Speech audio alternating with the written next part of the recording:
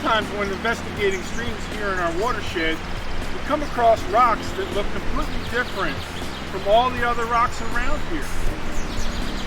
What could this be? Well, you need to remember that the Catskill Mountains are made up entirely of sedimentary rocks. So this rock must belong to one of the other two groups, igneous or metamorphic.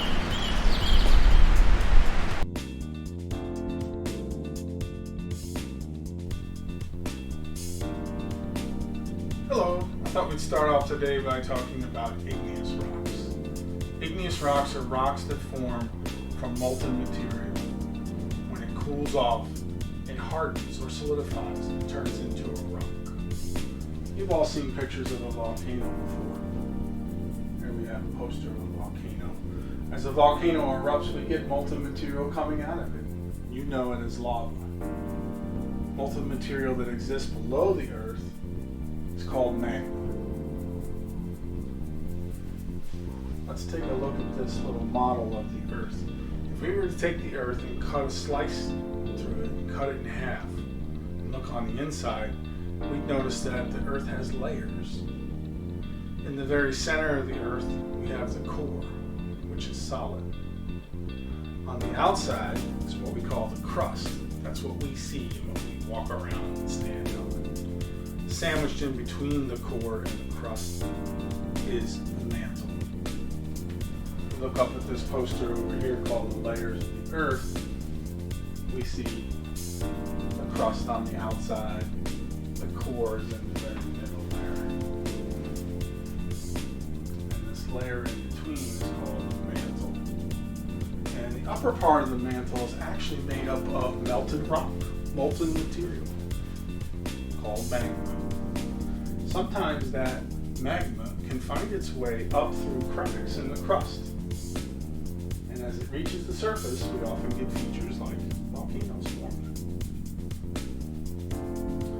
So again, after a volcano erupts and it stops erupting, what happens to that lava? Well, it slowly begins to cool and harden and solidify to form a rock. Let's look at some examples. Here's a piece of lava. This is what it commonly looks like. This is actually called It's a name the native peoples in Hawaii gave. It's easy to identify because it's very angular and sharp and rough. If you go to Hawaii, a large part of the island is made up of this kind of rock. Sometimes when volcanoes erupt, we get lots of lava shooting up into the air and splattering out all over the place. Some of those pieces of lava can go quite high up into the air, and when they do, they cool off very quickly, and we can get a rock that looks something like this. If you guys play Minecraft, you're probably familiar with this rock. It's called obsidian. The common name for obsidian is volcanic glass, and the reason it's called that is it looks a lot like glass. It's very shiny and very smooth. You can't see any minerals in there. And the reason why is this is molten material that cooled off very quickly, almost instantly. As it was shot up in the air into the cold atmosphere, it solidified right away. All those minerals got smeared out and it formed this really cool looking rock. Another way this forms is when the lava makes its way into the water, into the ocean. It can cool very rapidly and we can get obsidian like this. Here in the eastern United States, we don't have a lot of volcanoes. We don't have any volcanoes, and in the past we haven't had a lot. But if we go out west in the United States, we find evidence of volcanoes in the past. You can find a lot of obsidian like this. And Native Americans, when they found this, looked at it and said, that might make a useful tool. Very sharp edges, breaks into these irregular, angular pieces, so they would use it for tools. Another interesting igneous rock looks something like this. When I share this with students, they often tell me it's not a rock, it's like a bee's nest or a honeycomb or something. But it is. It's a rock. It's called pumice. It's an igneous rock that forms when lava cools off very quickly as well. Sometimes lava during volcanic eruptions has a lot of gas associated with it, so you get bubbling happening. And when those bubbles happen, gas is escaping into the atmosphere. This piece of lava cooled so quickly that those gas bubbles are basically frozen in the rock. And so this rock has a lot of holes. It's very light. In fact, this is one of the only types of rocks that can float. I'll prove it to you. Let's do a little experiment. Okay, so we set up a little basin with water in it here. Now normally, if you were to take a rock and put it in water, what would you expect to have happen? Well, if you guessed, it would go straight to the bottom. You are correct. Most rocks are heavy and dense, and they're going to go right to the bottom.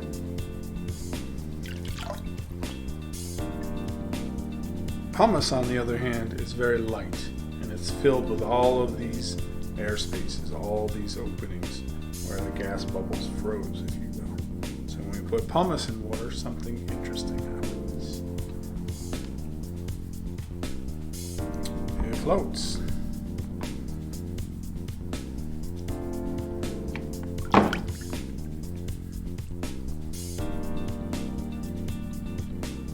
Now eventually over time a lot of those air pockets will fill with water and it might get waterlogged and sink, but that would take a long time. Pumice, very interesting igneous rock with a very cool property. I have another very common igneous rock to share with you. We actually talked about this one in one of our earlier videos. This is the rock known as granite.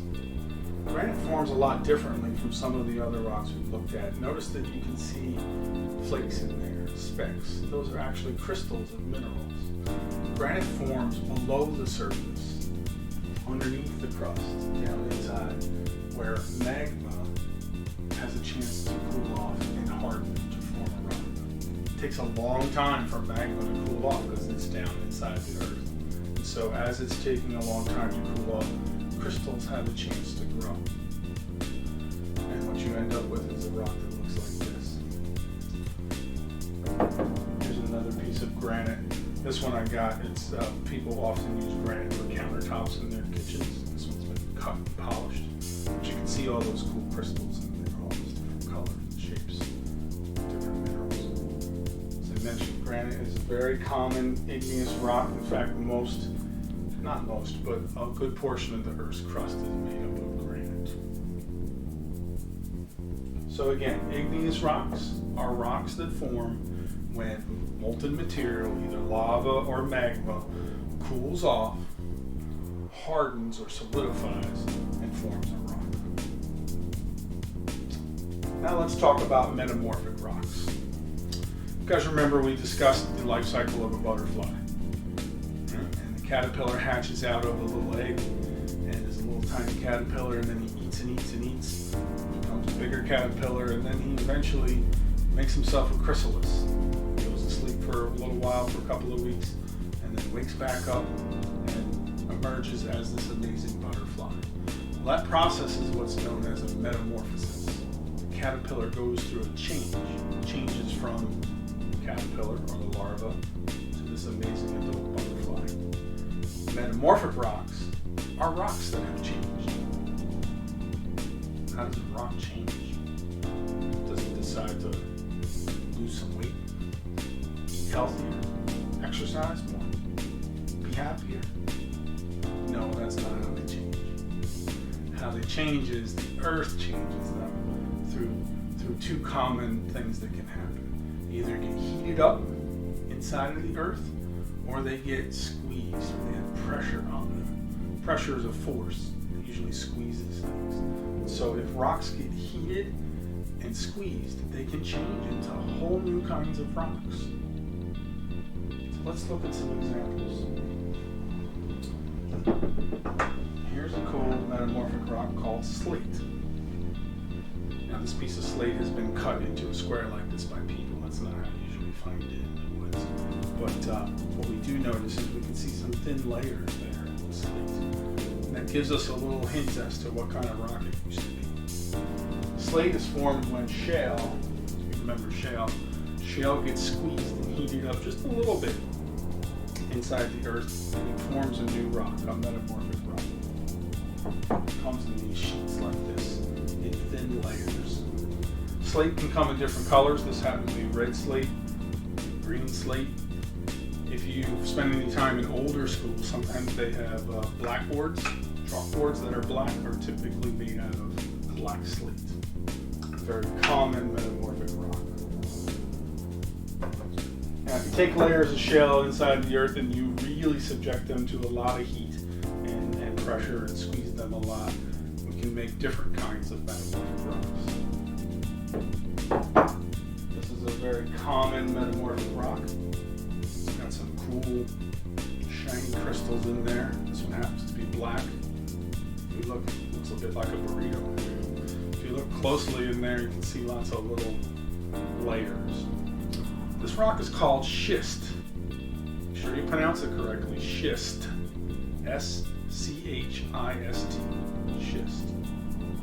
This one happens to have a lot of the mineral mica in it, so we call this a mica schist. Very interesting rock. Sometimes when metamorphic schist gets made, you can get crystals growing in there.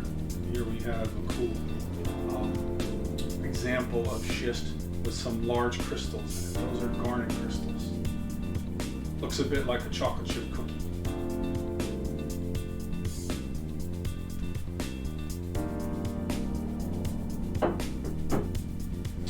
Another fairly common example of a metamorphic rock is something that looks like this. You remember we talked about granite. Granite is an igneous rock. Well, if existing granite rocks get squeezed and heated up to really high temperatures, they can form a rock that looks like this. This is called gneiss, with a G, spelled with a G, G-E-N. Gneiss, gneiss, is a metamorphic rock that forms from granite. So we call this granitic gneiss. If you look, they have some of the same colors in there. You can see the pink is feldspar minerals. You can see the black is a type of mica. And if you look carefully, you can see some whites, which are the quartz. What I really want you to notice is that the blacks, instead of being crystal dots, are now lines. Granite was squeezed and changed into a new type of rock. A while back, we took a look at sedimentary rock called limestone. It's a cool specimen, has all these fossils and things in here. Limestone forms under the ocean typically. And limestone, if it gets heated up and squeezed inside the earth, can change into an interesting metamorphic rock that looks a bit like this.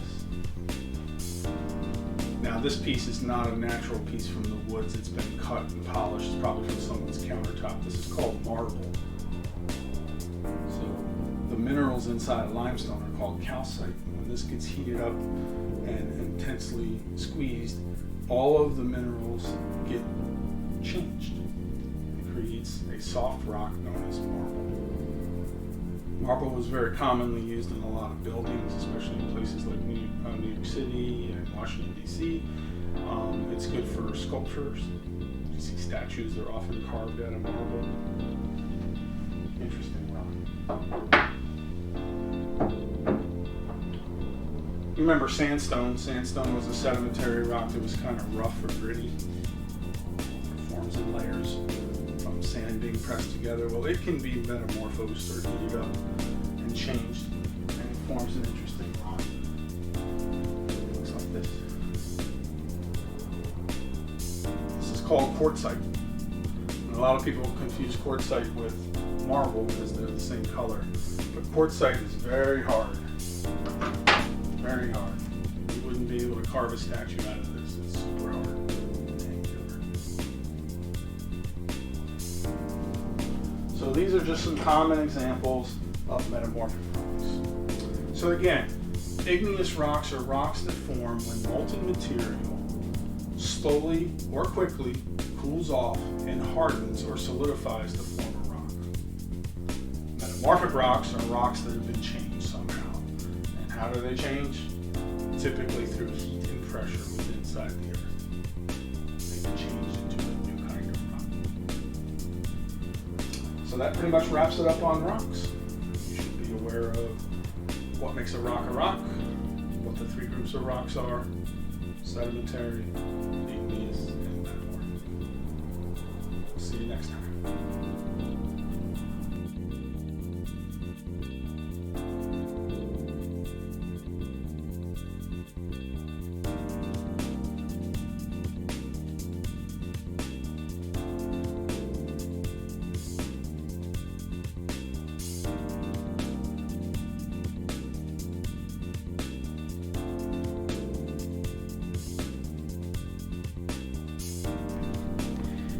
Okay, you want some help packing up? Yeah, let's pack it up.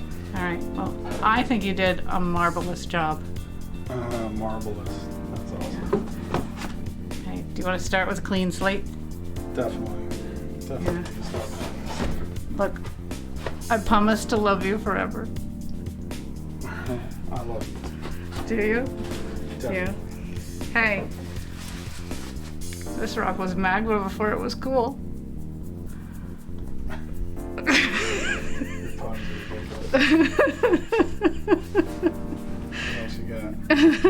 Hey, listen. Don't take me for granted. I would never take you for granted. Oh, wouldn't it be nice if we were older? Maybe younger. Good nice. Good nice. Yeah, I'd rather be younger. You'd rather be. Hey. Where do rocks like to sleep? I don't know where do rocks like to sleep. Bedrock. Oh. Hey, what did Obi-Wan say to the geologist? What did Obi-Wan say to the geologist? May the quartzite be with you. May the quartz be with you. I like that one. You like that one? I might have to use some of this. Hey. Do you like my rock then? I love your rock puns. Hey, that's my sediments. Exactly. Sediments. Nice. All right, I'll just help you with the rest of the rocks then. All right. See you. Bye.